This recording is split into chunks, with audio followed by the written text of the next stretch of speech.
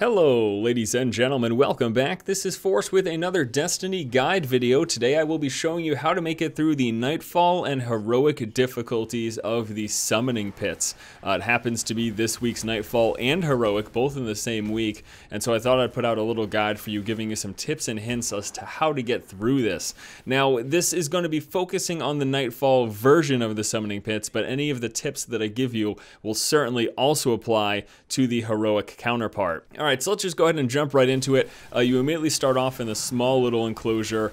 This is not too difficult. You've got a single wizard and a pair of knights to deal with, as well as a few smaller minions. Now, in the Nightfall difficulty, always pay attention to the shields. If this isn't something you already know, the color of a shield on an enemy directly corresponds to the type of damage it is susceptible to. So, for example, the wizards have a red shield that is solar damage. So any weapons that you have or any abilities that you have that deal solar damage will quickly deplete those shields. Whereas the knights, they have blue shields, which directly corresponds to arc damage. So if you're a titan in the striker mode, like I am here in this video, you're able to use your grenades or your super to easily drop that shield. And again, any weapons with arc damage. And then the purple shields that you see, those are going to be for the void damage. And void damage happens to also be the enhanced type of damage in this Nightfall that we're taking a look at. So any weapons that I had with void damage, specifically my fusion rifle, it's going to deal some bonus damage. But it also means we take bonus damage from any void damage that we see. Alright, so now we're moving into the first main room. This is the one with the door, and it's wave-based. You've got 3 waves to defend. Probably, honestly, the hardest part of this particular strike.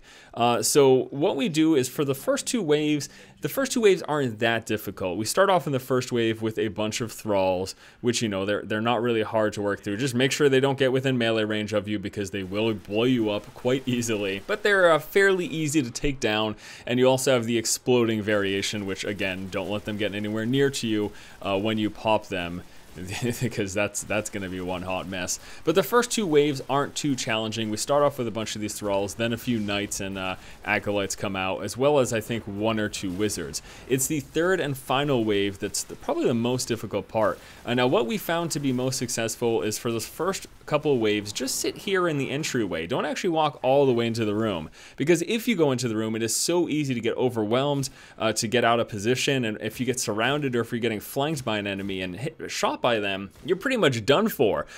Certainly when you've got lower levels in your group as well. I mean, this is a level 28 strike, so any level 26 or even 27, that level difference really can pose a huge problem. You're taking extra damage, you're dealing less damage, all of that stuff. So sitting in this doorway makes it so that you know where all of the enemies are coming from. You're not going to get any surprises from behind you. So once you get to the third wave, this is where things really start to get hairy. In the third wave, you're dealing with at least 4 wizards, potentially more if you have any carryover from that second wave. There have been runs where we've dealt with 5 wizards, and that's even more of a headache. So what'll happen is when the third wave spawns, you'll have a bunch of regular enemies to kill, and after you've killed a few, the 4 wizards will charge you if you're sitting at the door like we have been here. When that happens, all you actually need to do is run up the stairs, and they're not going to follow you all the way through, and they'll just sit here in this corridor. So at that point, you can lob your grenades, you can do any solar damage to drop their shields and pick them off.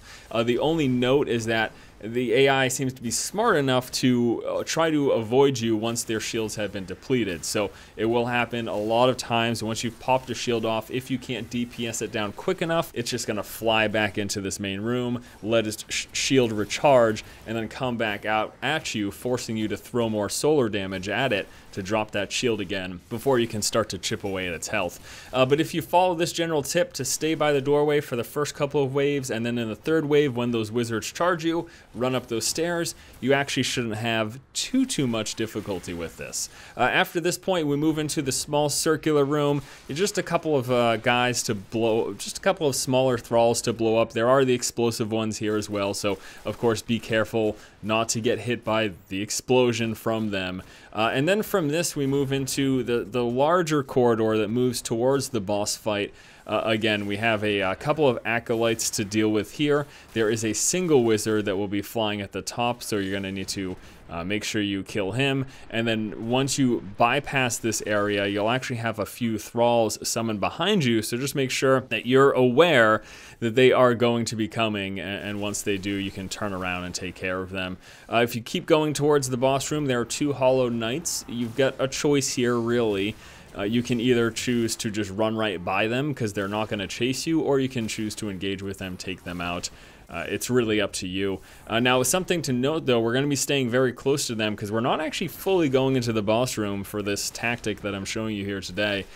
So if you just want to be safe and kill them just in case you ever have to retreat and you'll be walking into them, you know, that's an idea. Okay, now on to the boss fight.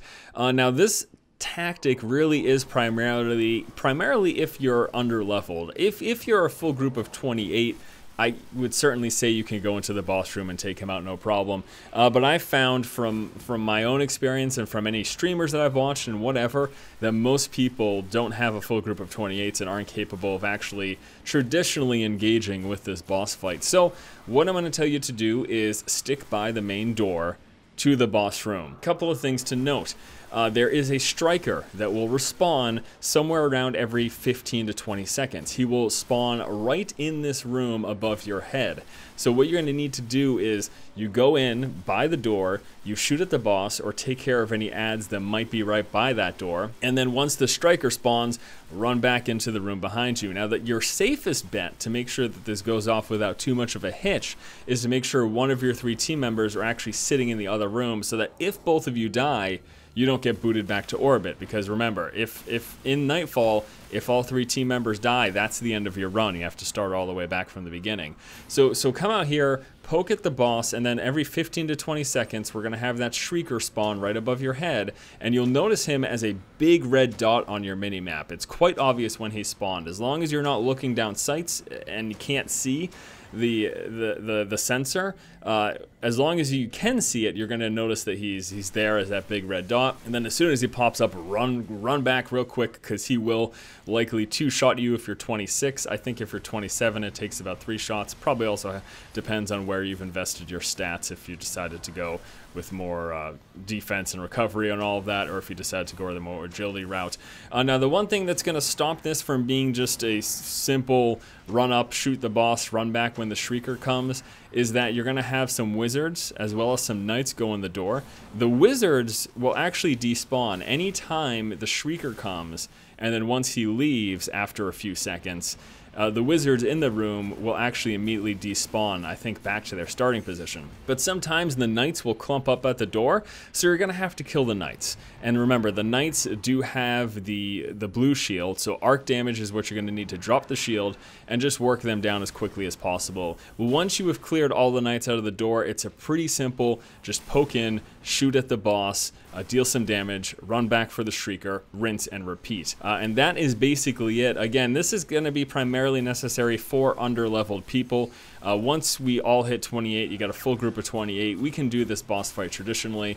But again, this is a method that I've had success with in completing the Nightfall version, as well as the higher tier heroic versions of the summoning pits. And I wanted to share some of that information with you guys so that you could complete it as well. Alright, that's going to do it here for this Destiny Guide video. Thank you so much for watching. Hopefully you enjoyed it. I will see you around for more great Destiny and other gaming coverage here on the channel. Hope you all have a fantastic day. I'll see you tomorrow. Keep watching and keep owning.